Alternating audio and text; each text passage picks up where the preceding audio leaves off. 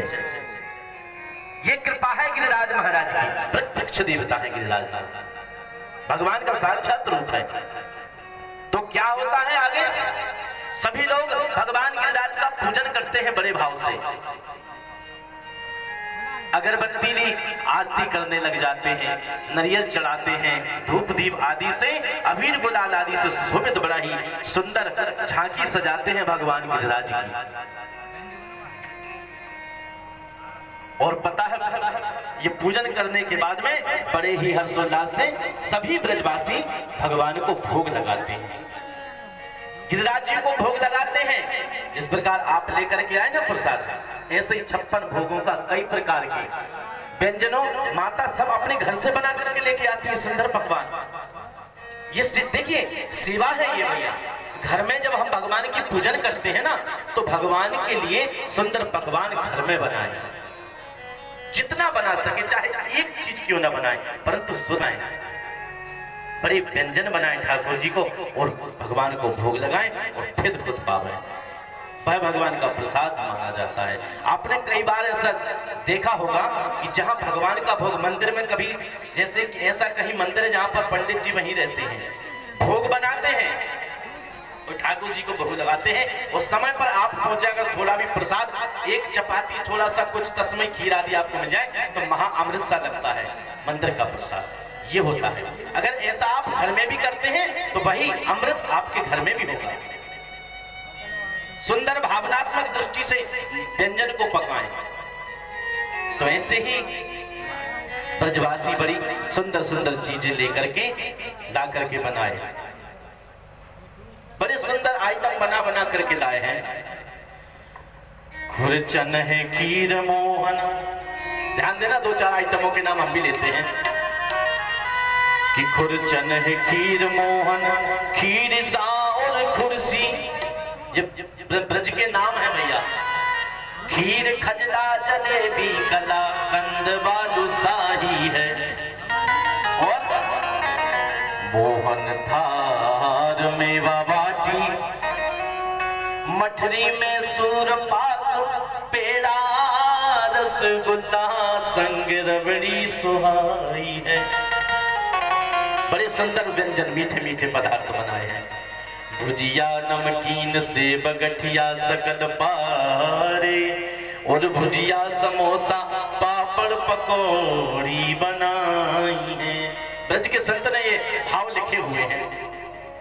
मधुप श्याम नंद बाबा यशोदा सब सामग्री, लेकर के गिरिराज आज भोग थाल में सजाई है। बड़े ही सुंदर थाल में सजा करके भगवान गिरिराज को भोग लगा रहे हैं। और अब साक्षात्कार, बोले सब नेत्र बंद कर लो, कन्हैया कहते हैं। बोले क्यों भैया लाला नेत्र बंद क्यों करें? बोले भैया भोग लगावे ना, तो जब नेत्र बंद करें। बोले अच्छा, बोले हाँ। तो नेत्र बंद कर लेते सभी ब्रजवासी और भगवान अपने एक रूप से जाकर के गिरिराज पर विराजमान हो जाते हैं। एक से गिरिराज जी बन जाते हैं, एक से कन्हैया होते हैं। ध्यान देना कथा में। अब बोलते हैं अरे ब्रजवासियों आंखें खोलो, देखो गिरिराज जी आगे, बोलो गिरिराज महाराज की। साक्षात भगवान गिरिराज जी आ जाते हैं। अब सबकी आंखें चकित हो जाती है, रे वाह, हम इतने दिन अंत कही ये इंद्र को पूजा कर रहे हैं, परंतु इंद्र ने कभी दर्शन नहीं दिए। आज गिरिराज जी की पूजन पहली बार करने के लिए आप गिरिराज ने दर्शन दे दिए भैया। बड़े बा कन्हैया तूने सही कही कि या पर्वत पे पूजेंगे ना तो ये खुद पूजन करावे आएगा, देख लो। तो बोले अब जी, अब बोले भोग पवाओ, जो तुम लेकर के आए हो घर से वह इन गिरिराज जी को पवाओ। बोले ठीक है भैया। तो बोले प्रभु पाइए प्रसाद। तो कल कैसे भोग लगाए थे? अरे और सिया मेरे मन बसिया, ओ रुच रुच भोग लगाओ रसिया,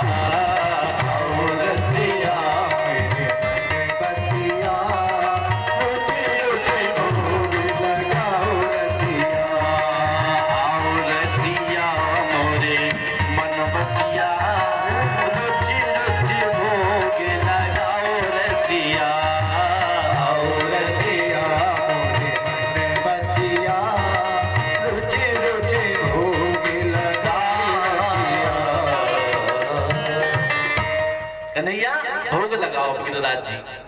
अब भगवान गिरिराज जी पा रहे हैं, ध्यान देना, गिरिराज जी पा रहे हैं। अब भैया गिरिराज जी पाते जा रहे हैं। अब सारे ब्रजमंडल से ब्रजवासी जो आए हुए थे सभी अपने घर से बना बना करके बहुत सारे व्यंजन लेकर के आए थे और पवा रहे हैं। भैया गिरिराज जी पाते जा रहे हैं, पाते जा रहे हैं, पाते जा रहे हैं। भैया सुबह से शाम है गई, पाते जा रहे हैं। अब गिरिराज जी पाते गए। अब भैया वहां एक ग्वाल जो मधुमंगल थे, का बोले ब्राह्मण था भाई, बोले कन्हैया एक बात कहूं? बोले हाँ। बोले जी गिरिराज, तेरे जो गिरिराज है ना, बोले हाँ। बोले ये भोग पाए रहो है, मतलब जी कब से पा रहे हो, या पेट ना भरो अभी तक? बोले भैया ऐसे ही काम है। कहीं गिरिराज छोटो मोटो देवता थोड़ी है, बहुत बड़ो देवता है गिरिराज। बोले अच्छा। बोले हाँ। तो कहीं बड़ो देवता है, ठीक है, भोग पाए रहो वो भी ठीक है, परंतु तो इन्हें को प्रसाद वचन देगो कि ना? भैया भोग जब लगावे तो प्रसाद तो मिले ना? बोले हाँ मिलेगो, नेक्स्ट शांत रहो, मिलेगो, भोग भी मिलेगो। अब ठाकुर जी पाए जा रहे हैं, भैया गिरिराज जी पाए जा रहे हैं, समय हो गया। अब इसके बाद में अब एक ब्रजवासी के भी लगो, बोले कन्हैया एक बात कहूं? बोले हाँ। बोले ये गिरिराज जो है ना, बोले बिल्कुल मुझे ऐसा लग रहा है कि बिल्कुल तेरी शकल और की शकल मिलती जुलती लग रही है। बोले हाँ भैया लग रही होगी, अब शकल संसार में कई की शकल मिल जाए। बोले हाँ वो तो ठीक है, परंतु या की शकल तो से मिल रही है। बोले हाँ अच्छी बात है भैया, मिल रही होगी। अब भोग लग रहा है भैया, ठाकुर जी का पूजन किया। अब भोग पवाने के बाद में भगवान गिरिराज अंतर ध्यान होते हैं अपने रूप से। और अब ये समय निकल जाता है। बोले भैया इंद्र ने सोचा कि यार हमारी पूजा होती थी, लेकिन इस बार पता नहीं क्या हुआ। नारद जी पहुंच गए। बोले राधे राधे। अब नारद जी पहुंच गए तो क्या कहते हैं भैया इंद्र से? बोले इंद्र महाराज आपका पत्ता तो कट गया व्रत से। बोले अच्छा क्यों? अरे वो एक नंद का लाला है ना, ग्वाला, कहीं उसके बहकावे में आकर के तुम्हारी इतने वर्षों से चल रही पूजा को स्थगित करा दिया और वहां पहाड़ को पूजने गए हैं। अब भैया इंद्र ने जैसे ही ये सुना तो क्रोध आ गया। बोले अच्छा अब इन ब्रजवासियों का ये साहस कि मेरी पूजन को बंद कराया, अब देखता हूं मैं इनको। मेघों का आह्वान किया। गणम सांवर्तकमेव मेघानाम चांत्रिहोरतः। मेघों को याद किया, सांवर्तक गण के नाम की मेघों को याद किया। बोले जाओ ब्रज पर छा जाओ और इतनी घनघोर वर्षा करना, इतनी घनघोर वर्षा करना कि सारा ब्रजमंडल बह जाए। जो आज्ञा, गणों को आदेश दिया, गण चले गए। ब्रजमंडल पर बहुत वर्षे हाहाकार मच गया, तूफान मच गया। सारे ब्रजवासी घबरा जाते हैं, अरे कन्हैया ये काहे गो? बहुत भयंकर विशाल भीषण वर्षा होती है, विशाल तूफान चलता है। रोते बिलखते चिल्लाते चिल्लाते नन्हे मुन्ने ग्वाल बाल सभी गोप गोपांगनाएं ब्रजांगनाएं कन्हैया के पास दौड़े दौड़े आते। अरे कन्हैया या देख, इंद्र की पूजा ना करी तो इंद्र रुष्ट हो गए हैं, और देख कितनी बारिश कर रहे हैं, कितने तूफान आ रहे हैं, कितना भयंकर ये वर्षा हो रही है। बोले कोई बात नहीं, हमने गिरिराज को पूजन है, गिरिराज को पूजा है इंद्र को छोड़कर, तो यही गिरिराज हमारी रक्षा करेंगे, यही गिरिराज हमारी रक्षा करेंगे। बोले नेत्र बंद कर लो और गिरिराज भगवान की जयकार लगाओ। सभी ब्रजवासी नेत्र बंद के खड़े हो गए और हाथ जोड़ करके नमस्कार करने लगे। गिरिराज महाराज की जैसे ही जयकारा लगाई और भगवान ने देखते ही देखते अपने हाथ से उठा करके बाएं हाथ की एक अन्य उंगली पर भगवान गिरिराज को धारण कर लिया और भगवान कहने लगे आओ ब्रजवासियों, आ जाओ गिरिराज की शरण में। सभी ब्रजवासी पर्वत के नीचे चले जाते, इतना लंबा चौड़ा पर्वत, सभी ब्रजवासी उसमें जाकर के समा जाते हैं। ऐसे ही भगवान आपको और हम सबको बुलाते हैं, अरे आओ भक्तों आओ, मैं तुम्हारे पाप ताप संतापों को हरने के लिए खड़ा हूं, परंतु ब्रजवासियों की तरह हम जाएं भी तो।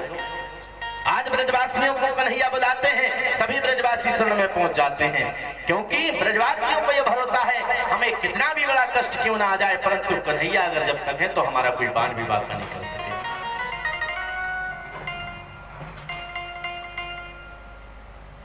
जाको राखे साया मार सके ना कोई, और बाल न बांका कर सके, जो जग बैरी होए। भगवान जिसका रखवाला है, गोविंद जिसका रक्षक है, उसका भला कौन क्या कर सकता है। इंद्र ने इतनी मेहनत कर कितना सब कुछ किया, परंतु भगवान गोपाल नंद लाला ने, गिरवरधारी ने उन सभी ब्रजवासियों की रक्षा की, वही गिरिराज महाराज के रूप में। भगवान केवल 7 वर्ष की अवस्था की है उस दिन। 7 वर्ष के कन्हैया हैं, केवल 7 वर्ष के। 1 दिन हो गया, 2 दिन हो गए, 3 दिन हो गए, ऐसे ऐसे दिन बीतते गए। अब सभी ब्रजवासी क्या बोलते हैं, मधुमंगल आदि सका बोलते हैं, कन्हैया 2 दिन 3 दिन हो गए हैं, तू थक हो, अब एक आराम कर ले। तो बोले अगर मैं आराम करूंगा तो जो गिरिराज को कौन धारण करेगा। तो सखा बोलते हैं अच्छा तो तू का सोचे, या गिरिराज को तेने धारण कर रखो, ध्यान देना ये बात्सल्य भाव है। बोले या गिरिराज को तेने धारण कर रखो है का। बोले कोई बात ना, हटा ले, तेने आराम कर ले, हम इतनी जो हजारों छड़ी लगा करके खड़े हैं ये सब ऐसे ही है का। बोले कोई बात ना, तू अपना हाथ हटा ले, देख हम इतनी छड़ियन को लगा के रखे कैसे गिरिराज, देखते कैसे नीचे आवे हो।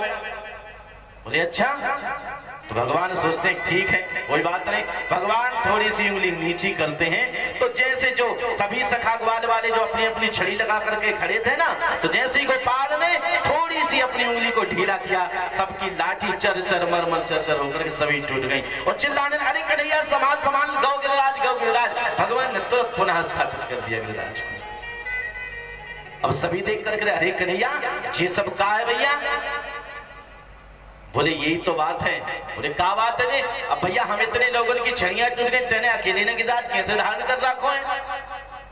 बोले भैया तुम जानो ना है। बोले हम भगवान हैं। बोले राधे राधे। ये सत्य है, भागवत में केवल 24 अवतारों में, यह श्रीमद् भागवत में यह वर्णन है कि भगवान श्री कृष्ण ने बार बार ये कहा है कि आओ मेरी शरण में, मैं परमात्मा हूं, मैं जगदीश्वर हूं, मैं तुम्हारे पापों का हनन करूंगा। ऐसे ब्रजवासी बोले अरे तुम जानो मैं भगवान हूं। तो देखो बात्सल्य है ये। तो ब्रजवासी का अच्छा बड़ो भगवान बने, तेने सो का करो जो तू भगवान है। बोले तुम्हें पता ना है तो का कियो बता ना, का कियो तेने भगवान है तू। बोले मैंने पूतना मारी, मैंने अघासुर बकासुर ब्यामासुर वत्सासुर आदि इतने दैत्यों का संहार किया हमारा। बोले अच्छा दारी के तेने पूतना मारी तो पतो ना है, भाई कौन ना मारी, बात तो भागी गिरी तो खुद ही मर गई। अब मरी मराई के ऊपर तेने कछु कर दी हो तो मरी मराई में तो 2-4 लाठी हमने भी लगाई। तो बोले अब देखिए बात्सल्य भाव है कन्हैया के प्रति ब्रजवासियों का। भगवान कहते हैं नहीं ऐसी कोई बात नहीं है। अब एक सच्चाई बताऊं ब्रजवासियों। बोले का। बोले जब तुम मुझे टकटकी लगा के देखो ना, मेरे मतलब मैंने एक विद्या सीखी है, जब तुम मुझे टकटकी लगा के देखो तो जो तुम्हारी अंदर की जो शक्ति है ना वो मुंह में खुद में आ जावे। तो सभी ब्रजवासियों की शक्ति मेरे अंदर आ गई। बोले अच्छा तो क्या बात है। तभी हम सोचें कि हम लोग इतने कमजोर कैसे पड़ रहे हैं, हम लोग इतने कमजोर ऐसे क्यों पड़ रहे हैं। तो यह बात थी। तो बोले हाँ यही बात है, क्योंकि माता पिता ने मुझे बड़े ही प्रेम से पाला है, माता मुझे बड़े ही सुंदर मक्खन खिलाती थी और आप सभी ब्रजवासियों को मुझ पर इतना प्रेम जो है।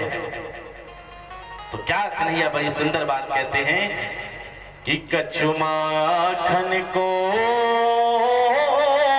बल बड़ो, कछु गोपिन करी सहाय, श्री राधे जू की कृपा सो मैंने गिरवर लियो उठाए। श्री राधे जू की कृपा सो मैंने गिरवर लियो उठाए। बोले मुझे आप लोग बड़े प्रेम से जो माखन खिलाते थे, जो गोपियां बड़े प्रेम से घर बुला बुला करके मुझे माखन खिलाती थी ना, उसी का पद है मेरे अंदर।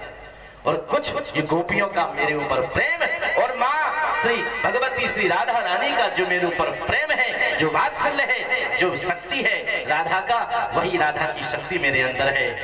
तभी तो मैंने गिरिराज को धारण कर रखा है भक्तों। तो यह गिरिराज की परम लीला है, बड़ा ही अद्भुत नजारा है। आप कभी जाकर के देखिए, दिन हो चाहे रात, वर्षा हो चाहे ठंड चाहे गर्मी, खुला फुल परिक्रमा मार्ग रहता है। पूछिए पंडित जी आप लोग जो भी गए, बड़ा आनंद है ब्रज में, बड़ा ही आनंद है, क्योंकि वहां वात्सल्य की भाव नगरी है, वात्सल्य की नगरी है, प्रेम की नगरी है ब्रज क्षेत्र।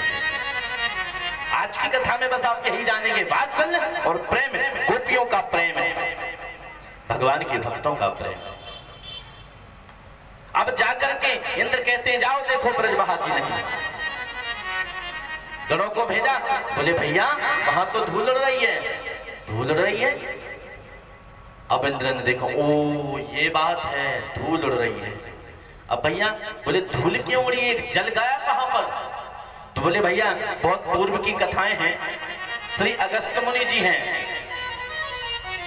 नाग देवता शेषनाग सारे पर्वत को घेरे लगाए हैं, तो जो जल था वह पर्वत के अंदर नहीं जा पा रहा था, और जो भी जल बाहर रह रहा था उसको अगस्त मुनि पीते जा रहे थे। बोले इतना जल अगस्त मुनि पिए? बोले हाँ, ये अगस्त मुनि वही हैं जो एक बार थोड़ी सी बात पर पूरे समुद्र को पी गए, पूरे समुद्र को पी लिया था अगस्त ऋषि ने। तो बोले युगांतर की कथा आती है, त्रेता युग की बात है। एक बार भगवान श्री राघवेंद्र सरकार से माता जानकी कहती हैं कि कई बार हमारे इस महल में बड़े बड़े ब्राह्मण आते हैं, ध्यान देना भैया कथा में, बड़े बड़े ब्राह्मण आते हैं, भोजन पवाने के लिए लेकर के आते हैं, परंतु कोई भोजन नहीं करता ढंग से, अच्छे से भोजन ही नहीं पाता है। अरे कोई ऐसे ब्राह्मण को लेकर के आई जो अच्छे से भोजन खाए, अच्छे से भोजन करे। भगवान कहते हैं ठीक है देवी, देखते हैं किसी ऐसे ब्राह्मणों को। यथार्थ सत्य भैया, ब्राह्मणों को कहते ना यज्ञ की अग्नि में स्वाहा और ब्राह्मण के मुख में आहा। ब्राह्मण केवल सम्मान, ब्राह्मण के लिए दो ही चीजें आवश्यक हैं, क्या क्या? बढ़िया सम्मान हो उनका और भोजन अच्छे से प्रेम से पवाए। और यथार्थ सत्य भोजन दो ही स्थिति में करना चाहिए, या किसी का बहुत ज्यादा अधिक प्रेम हो या फिर अंदर भूख हो।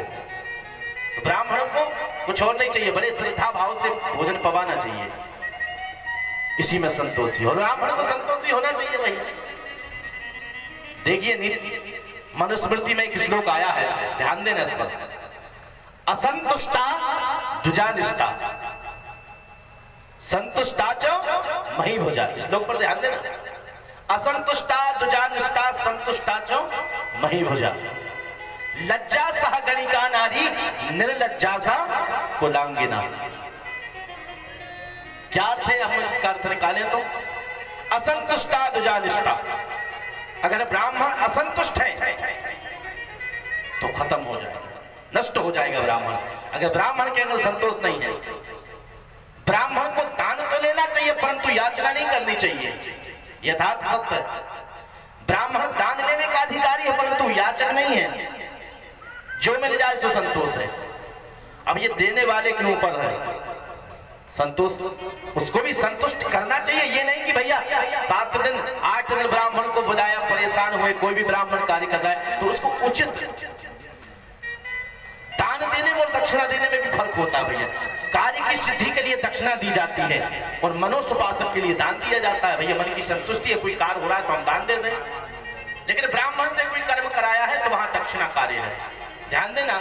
तो असंतुष्टा दुजानिष्टा बहुत ज्ञान की बात है, आप सभी लोगों के लिए भी है।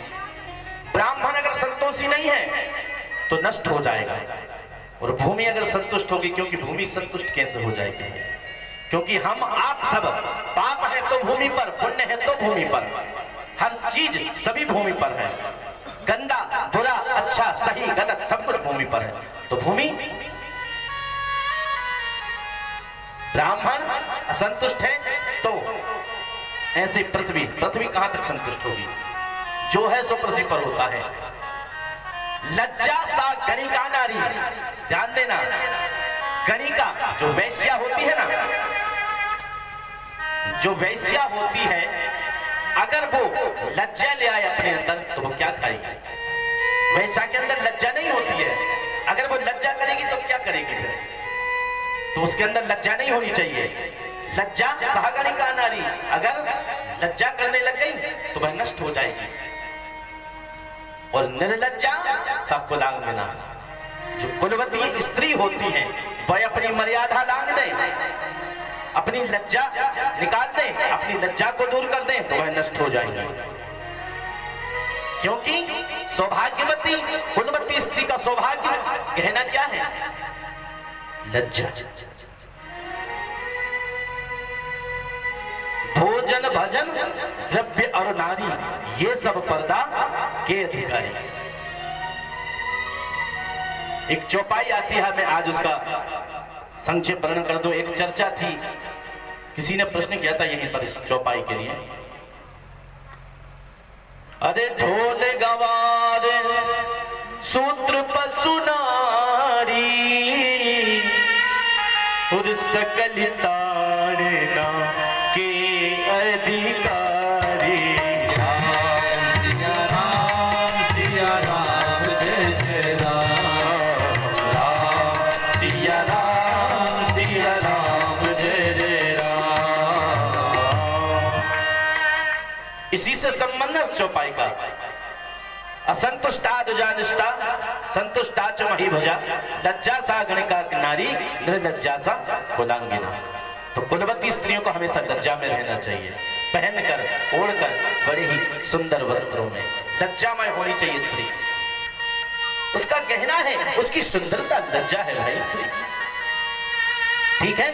तो ऐसे इस चौपाई के अर्थ पर ध्यान देना। लोग कहते हैं ऐसा, जो अनलभ्य पुरुष होते हैं वह ताड़ना की कोई विषय की चर्चा करते हैं। ध्यान देना, अगर इस चौपाई को समझना चाहिए। सभी अधिकतर ये चौपाई सभी जानते होंगे, इस चौपाई को अधिकतर सबने सुना होगा, लेकिन गुरुदेवों के आशीर्वाद से जो मैंने पाया इस चौपाई में, जो मैं समझ पाया हूं, उस चौपाई का अर्थ रखता हूं कि ढोल गवार सूत्र पशु नारी, और सकल ताड़ना के अधिकारी। ढोल गिन्ना और गवार सूत्र पशु और नारी, 5 चीजें आती हैं इसमें। परंतु एक बात बताइए, बोले इतनी चीजें ताड़ना के अधिकारी हैं, इन चीजों को जब इन लोगों को जब तक प्रताड़ित नहीं किया जाएगा, ताड़ना नहीं दी जाएगी, जब तक ये रास्ते पर नहीं आते हैं।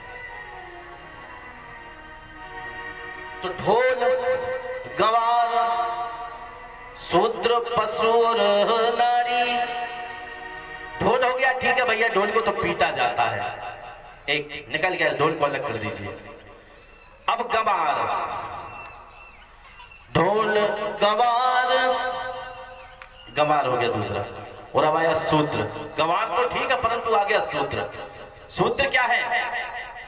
सूत्र कोई नाम नहीं है या कोई जाति नहीं है, सूत्र वर्ण है।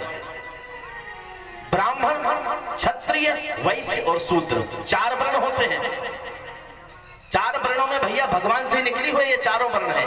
तो शूद्र सोचता है क्या भैया हमें ताड़ना ही, क्या ताड़ना? सेवक हो सकता है, यथार्थ सत्य है, वर्ण व्यवस्था कहती है और वेद कहते हैं। ब्राह्मण का कार्य होता है वैदिक मंत्र की आराधना करना, पाठ पूजन कराना।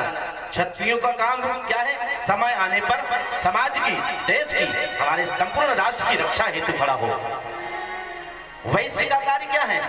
वैश्य सबका प्रतिपालन करता हो, व्यापार आदि में कार्य करता हो। वो शूद्र सबका सेवक बन करके रहे।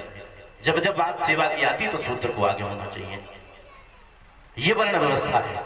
तो बोले अब ताड़ना की बात आती तो वहां भी शूद्र है। ढोल गवार, बोले सूत्र, बोले क्या करना चाहिए? बोले सूत्र को भी ताड़ना देनी चाहिए, जब रास्ते पर आता है क्या वो? नहीं, बात मनुष्य है, भाई भी तो मनुष्य है।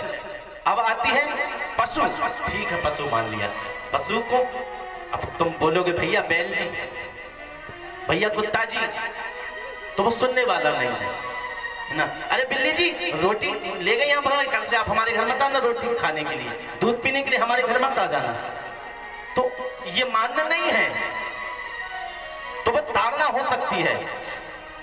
ढोल की हो गई, गवार की हो गई, सूत्र की नहीं हुई, अभी रुद्र बीच में लटके हुए हैं। अभी पशु की हो गई, परंतु अंत में आती है नारी, तो बोले नारी ताड़ना, बोले नारियों को देवी बताया गया है, शक्ति बताया गया है, तो क्या ताड़ना के क्या है? ये अगर मैं गलत दे रहा हूं तो आप रामायण को खोल करके इस चौपाई के पहले अर्थ को पढ़ना, ऐसा नहीं होगा उसमें, लेकिन होंगी यही बातें। अब रही बात अर्थ लगाने की, व्याकरण की दृष्टि में कई अर्थ बन जाते हैं, अस्मिनानम कृत संग कहा, एक शब्द के कई शब्दार्थ बना सकती है व्याकरण। तो बोले नारी ताड़ना, तो बोले नहीं नहीं नहीं, नहीं ऐसा नहीं है। साईं जी कहते नहीं ऐसा नहीं है भैया, कि नारी सिर्फ ताड़ना से ही ठीक हो सकती हो, तो बोले अगर नारी लिख दिया तो संपूर्ण नारी आ गई ना उसमें, तो बोली कोई दैविक नारी होती जो बहुत अच्छी नारी होती तो मतलब उसके लिए भी लिखा है क्या? बोले नहीं, तो बोले क्या? अब ध्यान देना चौपाई पर एक बार बोलता हूं कि ढोल गवार सूत्र, ध्यान देना, ढोल गवार सूत्र कितने हो गए? 3 नहीं 2 ही हुए हैं। कैसे? एक तो हुआ ढोल, गवार सूत्र, गवार और सूत्र एक है। सूत्र कौन सा? जो गवार सूत्र हो, जो अपने कार्य को समझता ना हो, वह गवार सूत्र है, हर सूत्र नहीं। ढोल तो ठीक है, अब गवार सूत्र है, वो 2 ही हुए हैं, गवार और सूत्र एक ही है। अब चौथा आता है इसमें पशु, पशु नारी, नारी कौन सी? जो पशु तुल्य कार्य करती हो, जो पशु के जैसे कार्य करती हो, सुनती ना हो, पशु की भांति हो। बोले अरे सुनती हो? बोले क्या? बोले काम करना, कल सुबह जल्दी उठना। आप कितने बजे उठती हो? ध्यान देना। बोले मैं तो 6 बजे उठ जाती हूँ जी। बोले कल एक काम करना, सुबह 5 बजे उठना, मुझे वृंदावन जाना है, थोड़ी सी मेरी तैयारी कर देना। ठीक है। बोले हाँ ठीक है। अब पति देव उठे, 6 बजे उठने के लिए बोला, 5 बजे उठने के लिए बोला था, 6 बजे उठती थी, लेकिन उस दिन धर्मपत्नी जी 8 बजे उठेंगी। क्यों? मानना ही नहीं है हमें भैया, हमें मानना ही नहीं है, क्योंकि आपने बोला था इसलिए। कुछ कुछ होती हैं ऐसी जिनको मानना ही नहीं है, तो ऐसी पशु नारियों के लिए ताड़ना दी है। ऐसे जो गवार सूत्र हैं, उन सूत्रों के लिए ताड़ना की बात बताई है। ढोल तो है, तो केवल ढोल अलग है, गवार सूत्र एक, पशु नारी 2, ढोल 3, केवल 3 की चर्चा की है विद्वानों ने। तो ढोल गवार सूत्र पशु नारी, सकल ताड़ना के अधिकारी। तो बोले ढोल गवार सूत्र पशु नारी की यही व्याख्यान है, यही गुरुदेवों से समझा हुआ है कि ढोल ठीक, ढोल को जब तक ताड़ित नहीं करोगे, जब तक वो मतलब उसको ठोकोगे नहीं तो आवाज ध्वनि कैसे निकलेगी। ऐसे ही गवार सूत्र को ताड़ना देंगे तभी वह समझेगा। और बोले पशु नारी, जो पशु तुल्य कार्य करती हो नारी, उनको प्रताड़ित करने का अधिकारी बताया गया है। बोलो राधे राधे। तो यही बात है, असंतुष्टा दुजानिष्टा संतुष्टा च मही भजा, लज्जा सह गणिका नारी निर्लज्जा सह कुलांगिना। ये वेद कहते हैं हमारे। तो स्त्री के अंदर लज्जा होनी चाहिए। ठीक है। तो विषय कहां था? एक समय की बात है, पूर्वकालीन विषय। भगवान श्री राघवेंद्र सरकार से माता जानकी कहती हैं कि कोई ऐसा भोजन करने वाला लाइए जो अच्छे से पाए, लगे कि हाँ इसने भोजन किया ब्राह्मण ने। ऐसे किसी ब्राह्मण को लाओ जो ये भी कहे कि नहीं और लाओ और लाओ, अच्छे से भोजन करने वाला ब्राह्मण चाहिए। बोले ठीक है। भगवान राघवेंद्र सरकार ने अगस्त मुनि को प्रणाम किया। बोले प्रभु आप पधारो। आज अगस्त मुनि आ जाते हैं भगवान राम के दरबार में, बस भोजन की व्यवस्था होती है। माता जानकी ने बहुत से पदार्थ बनाए, बड़े सुंदर व्यंजन बनाए हैं आज। बढ़िया थाल सजाया बहुत बड़ा चांदी का, जिसमें दाल भी है, भात भी है, पूड़ियाँ हैं, कचौड़ी है, मालपुआ है, खीर है, पापड़ है, अचार है, बहुत सी सामग्री है, बहुत से व्यंजन है भैया। बहुत सुंदर थाल सजाया है। आसन लगाया, महाराज को विराजमान कराया, सामने थाली रखी, बोले महाराज पाइए भोजन। अब श्री अगस्त मुनि जी भोजन करना प्रारंभ करते हैं। भोजन शुरू होते हैं, माता जानकी खुद बनाती जा रही है और परोसती जा रही है। भोजन चल रहा है, माता जी परसती जा रही हैं, माँ जानकी परस रही हैं, श्री अगस्त मुनि जी प्रसाद पा रहे हैं भैया। अब थोड़ी देर हो गई पाते पाते, अरे भैया जानकी, हाँ गुरुदेव, पूरी हाँ हाँ लाती हूँ। पाते जा रहे हैं। अब विश्राम गति से भोजन चल रहा है भैया। 2 घंटे हुए, 4 घंटे हुए, 6 घंटे हो गए, 8 घंटे हो गए, शाम होने को आती है। अब विश्राम गति से महाराज का भोजन चल रहा है भैया। अब विश्राम गति से महाराज का भोजन चल रहा है। अब क्या, अब भैया थक गई मां जानकी, तो गणेश जी का आह्वान करते हैं। गणेश जी आ जाते हैं रिद्धि सिद्धि के सहित। गणेश जी लोई निकाल रहे हैं, रिद्धि सिद्धि पूड़ियां तल रही हैं। महाराज का विघ्न गति से भोजन चल रहा है। भोजन पाते जा रहे हैं, पूरी रात हो गई, दूसरा दिन लग गया। बोलो राधे राधे। अब विश्राम गति से भोजन कर रहे हैं अगस्त मुनि जी। अब थक जाती है, पसीना पसीना हो गई मां जानकी परसते परसते। बोलिए भगवान, पहले तो खुशी हुई, परंतु दूसरा दिन ही आ गया। बोले अच्छा महाराज लेकर के आए स्वामी, बंद होने का नाम ही नहीं लिया। गई माता, बोली अरे महाराज जब जल पीना चाहिए, बीच में जब आधा हो जाए तो अगस्त मुनि जी बोलते हैं देवी चिंता मत करो, आधा हो जाएगा तो जल जरूर पिएंगे। आधा हो जाएगा तो जल पी लेंगे, आप चिंता ना करें। तो मां सोचे अभी आधा भी नहीं हुआ, हे भगवान। फिर अब विश्राम गति से भोजन चल रहा है। भगवान आते, भगवान के हाथ सामने हाथ जोड़ करके बोलती मां जानकी, प्रभु ऐसा भी ब्राह्मण मतलब ऐसा भी ब्राह्मण का नहीं बोला था हमने। बोले बंद होने का नाम ही नहीं लेते। बोले देवी आप ही ने बोला था कोई अच्छा भोजन करने वाला लाओ, तो आ गए लोग। तो बोले क्षमा प्रभु क्षमा।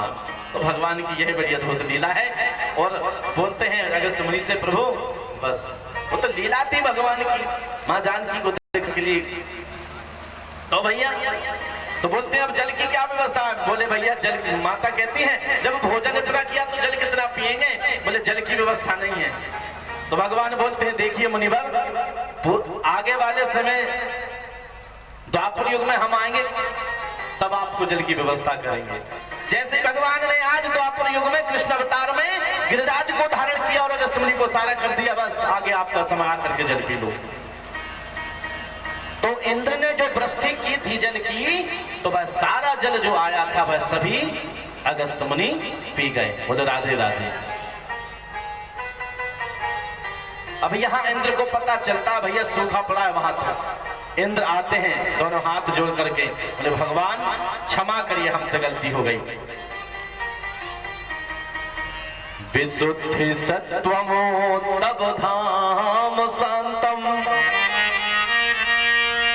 तपोमयम ध्वस्त रजस्तमस्तकम ज्ञानोमयम जातन वेद साक्षात् तपोमयः यज्ञ चरन्तु देवा। बोले हे प्रभु विशुद्ध सत्वम तब धाम शांतम। अब विशुद्ध है, रजोगुण तमोगुण सत्वगुण 3 प्रकार के गुण होते हैं। तमोगुण और रजोगुण से आप परे सत्वगुण प्रभु। मनुष्य गलतियों का पुतला है। कभी कभी आप किसी को पद देते हैं ना, तो वह पद के मारे, अहम के मारे मनुष्य बड़ा उछलने लग जाता है। बोले मैं तो राजा बन गया भैया, क्योंकि भगवान ने जो चीज दी है वह कब भगवान छीन ले।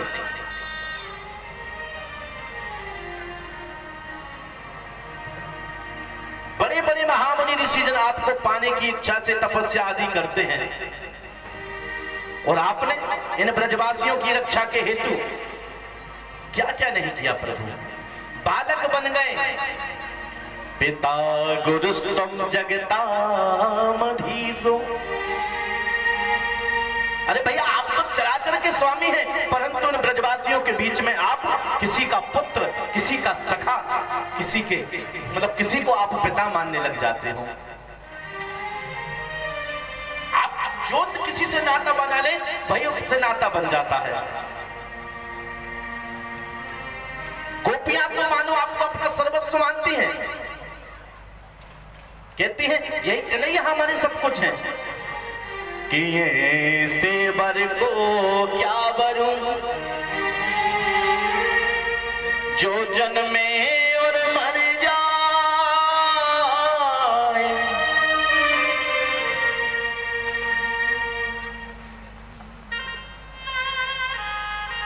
ऐसे बर को बर करके मुझे क्या करना जो जन्म लेता और मर जाए। ऐसो को उदार जग माही बिन सेवा जो द्रवहि दीन पर राम सरस नहीं कुमानी। प्रभु आपकी लीला बड़ी अपरंपार है। बिना कृष्ण के जैसे ही जीवन उनका खाली सा है, ऐसे महान प्रभु आप और मैं एक तुच्छ सा शरीर लेकर के आपने जो दिया मैं उसी में असंतुष्ट होकर के और आप ही की परीक्षा लेने के लिए चला। मैंने आपके भक्तों को तकलीफ दी, कष्ट दिया। 16 मंत्रों में कहते हैं इंद्र ने स्तुति की भगवान की और भगवान ने इंद्र से कहा कोई बात नहीं, ठीक है, क्षमा दान देते हैं इंद्र को। राजर्षि परीक्षित कहते हैं कि ब्रह्मा जी ने 27 श्लोकों में भगवान की स्तुति की थी, परंतु भगवान मुख से नहीं बोले थे। बोले हाँ, फर्क यही है।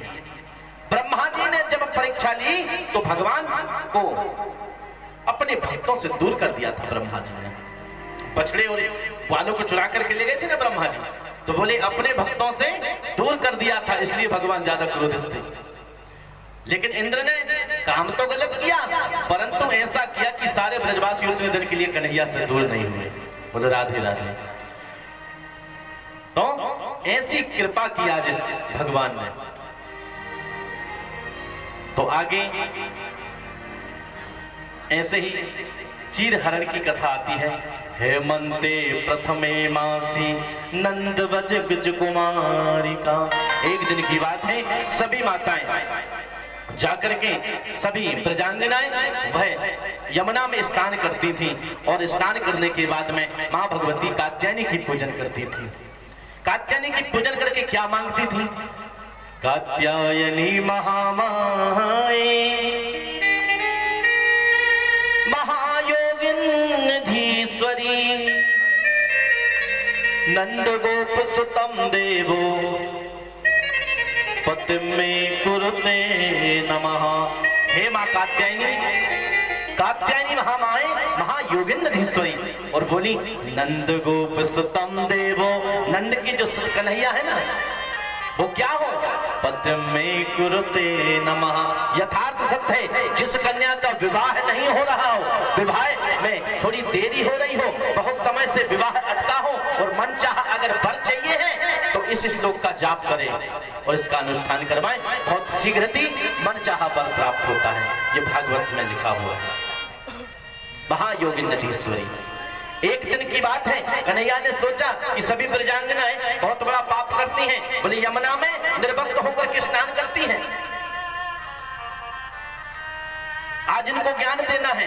तो एक दिन कन्हैया जब स्नान करती हैं प्रातःकाल, तो कन्हैया चले जाते हैं और उनके वस्त्रों को चुरा करके एक पेड़ से लटका देते हैं और खुद पेड़ पर चढ़ जाते हैं।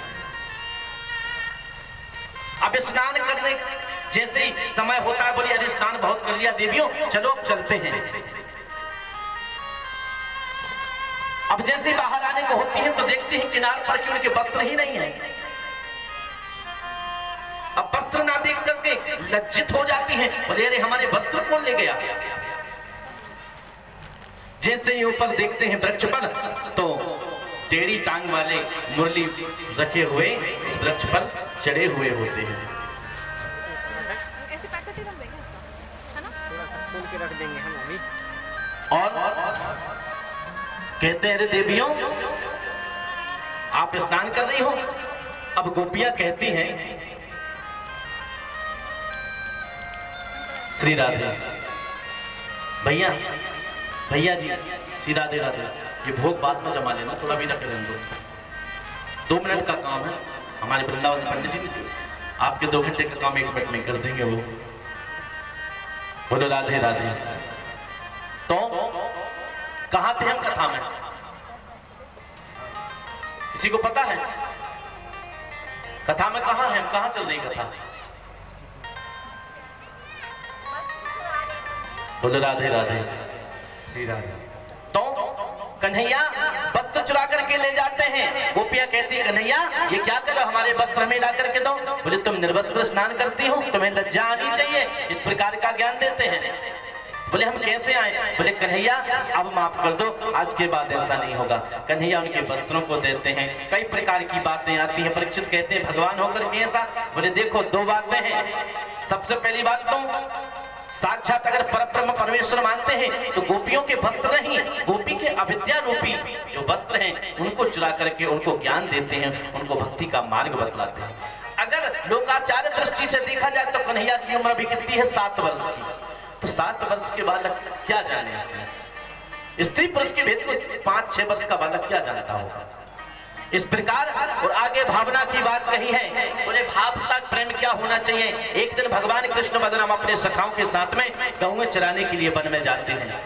आज गाय चराते चराते भूख लगने लग जाती है तो ग्वालों से कहते हैं पास में ही यहाँ कहीं ब्राह्मण यज्ञ कर रहे हैं, ब्राह्मणी यज्ञ कर रहे हैं, तो जाओ जाकर के कुछ प्रसाद लेकर के आओ।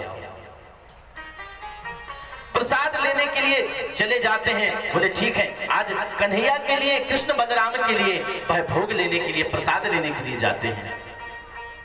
तो अब ग्वाल चले जाते हैं, जाकर के ब्राह्मणों से कहते हैं वन में यहाँ पर कृष्ण और बलराम आए हुए हैं, तो बोले उनके लिए भूख लगी है, कुछ प्रसाद की व्यवस्था हो जाए, कुछ भोजन की व्यवस्था हो जाए तो दे दीजिए। अब ब्राह्मण लोग फटकार लगा करके भगा देते हैं। बोले अरे कहां से आए ग्वाले, बड़े आए, तुम्हें यहाँ प्रसाद की व्यवस्था बना करके कौन रख रहा है, चलो यहाँ से जाओ। अब बेचारे बड़ा अपना छोटा सा उतरा सा मुंह लेकर के चले आते हैं। बोलो राधे राधे।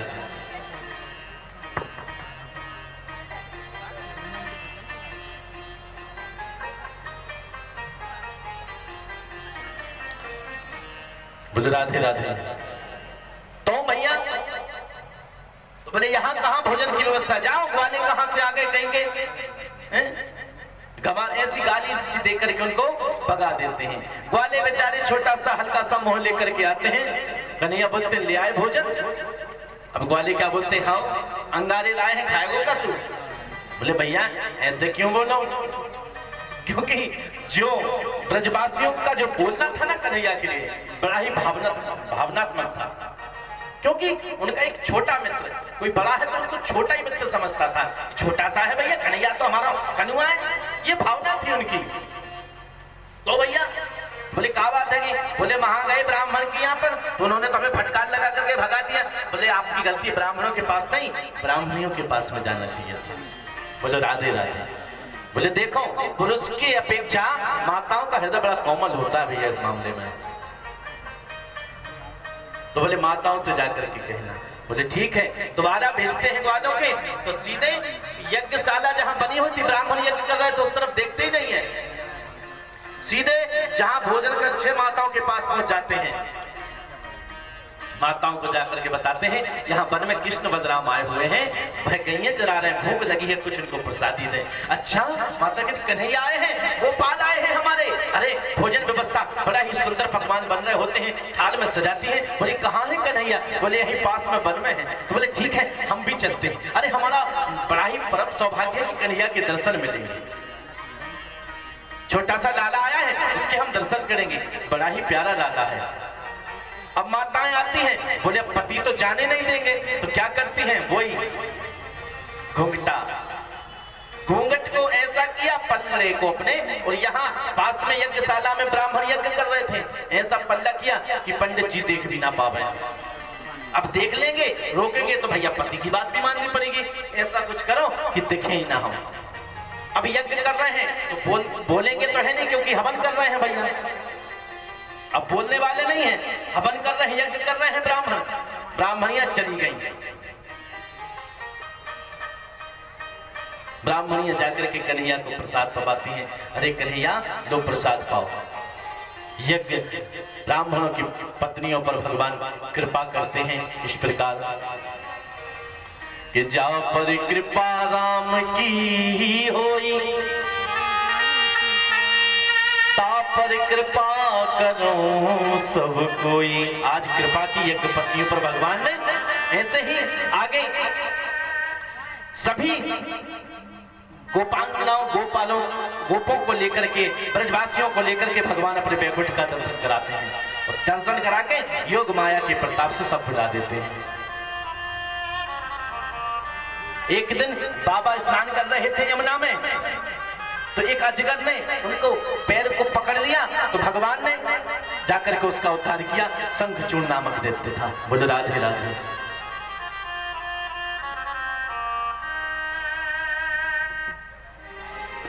अब एक दिन की बात है, बहुत समय व्यतीत हो गया। अब भैया थोड़े समय के लिए बड़ी शांत पूर्वक नितांत भाव से बैठेंगे। सीधा सभी भक्त सीधा दे। अभी कुछ दान आया है, ज्यादा दान है, 5 मिनट भाजी बस थोड़ा सा। राधे राधे। पहल कथा श्री ठाकुर अनमोल सिंह राजपूत टीला वाले 501 रुपये और 5 लीटर दूध भंडार के लिए दिया है। श्रीमती रेखा राकेश पटेल।